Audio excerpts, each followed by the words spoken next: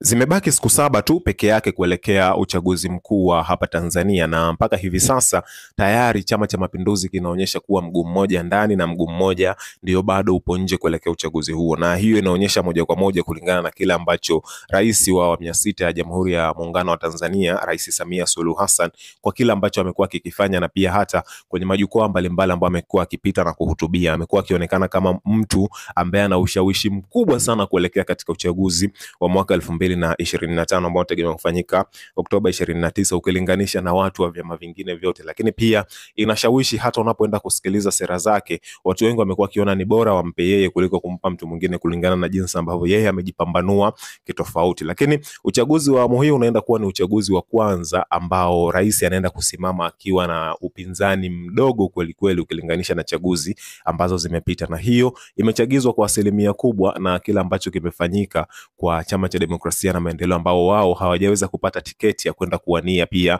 nafasi hiyo ya kwenda kugombea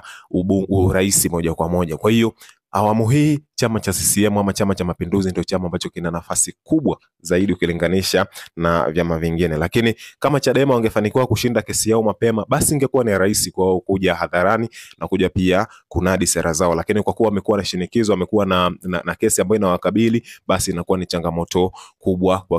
kwa upande wao. Lakini licha ya yote hawa ambao yanaendelea, lakini bado mwananchi ana haki ya yeye mwenyewe kuja kutizama pia kwenye vyama vingine, kuona kwamba yeye anapendelea zaidi kuchagua mgombea kutoka chama gani. Ni swala ambalo ni swala la uhuru, ambalo Mtanzania kama Mtanzania ana uhuru wa kwenda kuamua mwenyewe kwamba mimi kupitia kichinjio changu nampa tiki mtu wa sehemu gani kulingana na sera zake ambazo amezitoa, kwa sababu siku zote swala la kuchagua ni la binafsi zaidi kuliko ni vile ambavyo unaweza kufuata mkumbo au kufanya vitu ambavyo sio. Kwa hiyo ni swala wewe kukaa chini ukaamua kwamba mimi namtaka fulani basi mpe, mimi namtaka fulani basi mpe, kwa sababu ni kwa ajili ya maendeleo yako mwenyewe na kwa ajili ya furaha yako mwenyewe kwa siku za usoni. Kwa hiyo bado siku 7 ili tuende kukamilisha zoezi la uchaguzi, na mpaka hivi sasa mambo ni ya moto kweli kweli. Kwa hiyo wewe unaweza kutuambia hapo mpaka sasa hivi ni chama gani ambacho unatamani kuruka nacho, then na sisi tukaweza